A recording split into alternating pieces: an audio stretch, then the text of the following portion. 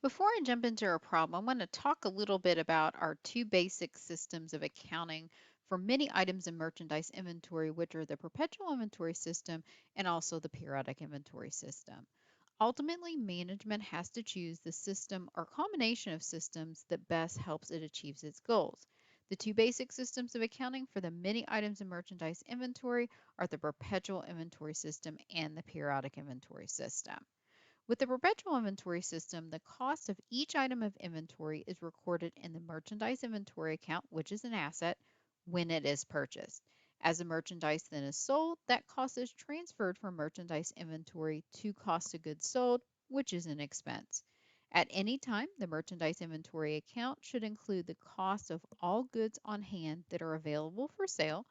The balance in cost of goods sold should equal the cost or expense of merchandise sold to customers. The perpetual system's name came from the continuous or perpetual records of the quantity and cost of individual items bought and sold. On the other hand, with the periodic inventory system, detailed records aren't kept for inventory on hand or sold. Continuous records are not kept of increases and decreases to inventory. The merchandise inventory account is only accurate on the date a physical inventory is taken of the inventory, but as soon as any purchases or sales are made, the inventory figure becomes a historical amount until another physical count is taken. The name periodic inventory system came from that we have to periodically conduct a physical inventory or count in order to calculate the correct amount to record in our merchandise inventory account on the balance sheet. We're going to focus on recording purchases and sales using the perpetual inventory system only in this video, using an alternative version of exercise 4.7 as an example. In this video, we'll look at various purchase transactions by Sydney Retailing in part 1 of exercise 4.7, and then cover how the seller, Troy Wholesalers, will record the same transaction in part 2 in a separate video. Let's go ahead and first take a look at how a typical purchase works. On May the 11th, Sydney purchased 50,000 of merchandise on account with terms of 310 net 90, which is what we would call a purchase discount from Sydney's perspective. In this particular case, if we pay within 10 days, then we'll get a 3% discount, which would be $1,500 if taken. If not, the whole entire amount of $50,000 is due within 90 days. The purpose of a purchase discount like this is to encourage early payment. Under the perpetual inventory system, we're going to debit or increase merchandise inventory and credit or increase accounts payable for $50,000. At the time of purchase, we do ignore the possible 3% discount because there's no assurances at this date that we'll be able to pay within the 10-day discount period. We would wait until the actual payment date to record that discount.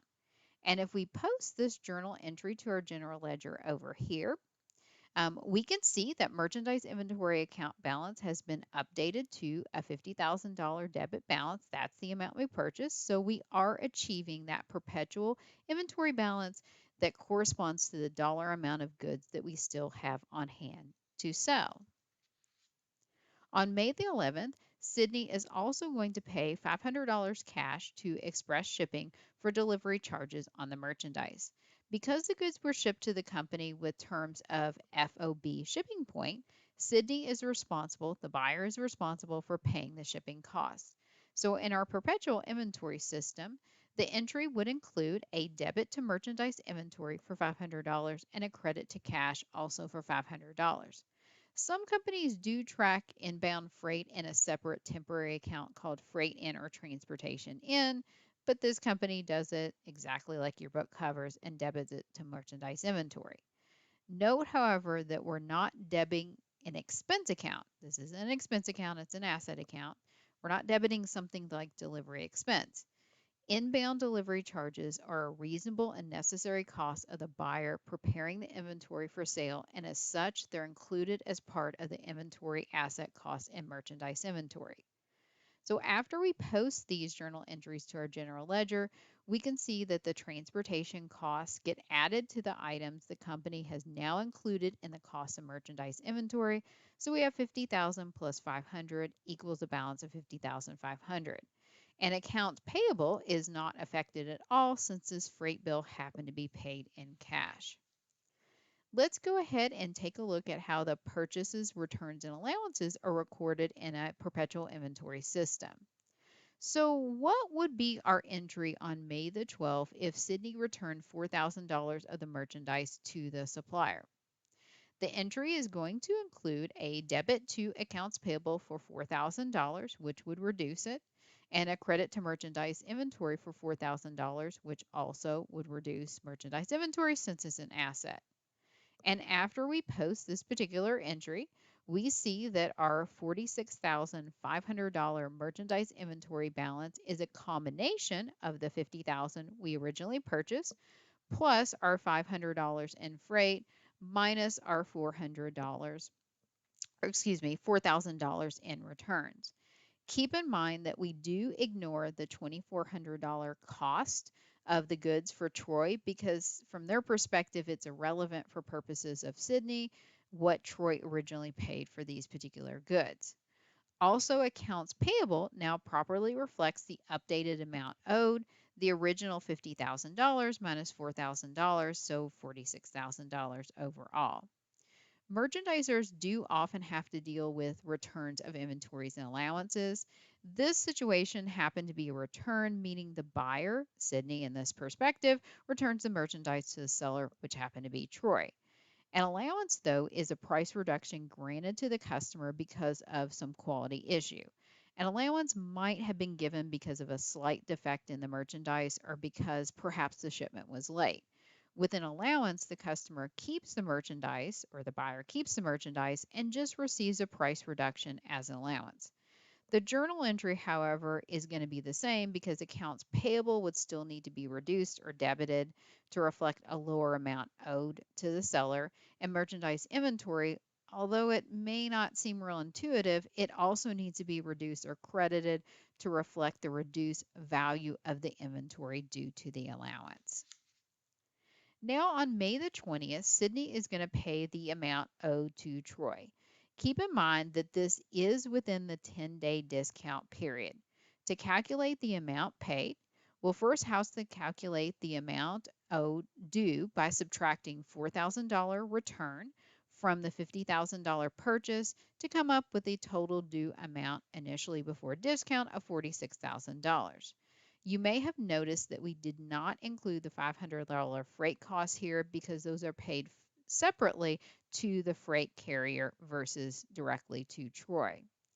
Since May 20th is within the 10-day discount period from May 11th, we do also subtract our 3% discount amount of $1,380, which is just $46,000 times 3%, from the amount due of $46,000.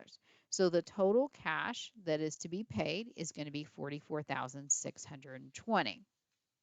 In our perpetual inventory system, the entry would include a debit to accounts payable for the total amount due of $46,000, a credit to cash of $44,620, which is going to be the amount due less the discount. And then also to get our journal entry balanced out, we've got a credit to merchandise inventory for $1,380, which is the amount of the discount.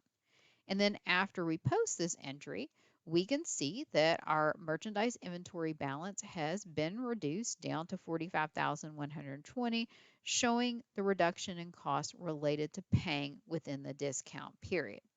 The accounts payable balance of $0 indicates Sydney now has no outstanding payables.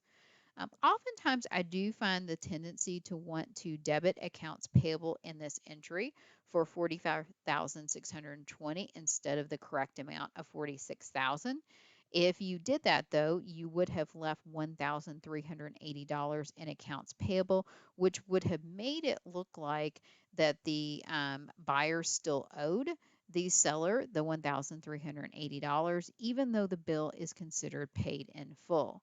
I will also note that if the invoice had been paid after the discount period, so not within the 10 days, maybe something like on May the 22nd instead of May the 20th, this entry would have instead included a debit to accounts payable for $46,000, no credit to merchandise inventory, and a credit to cash for 46,000. So we're going to take a look at how Troy, the seller, is going to record these same transactions from the seller's perspective, but we're going to do that in a separate video.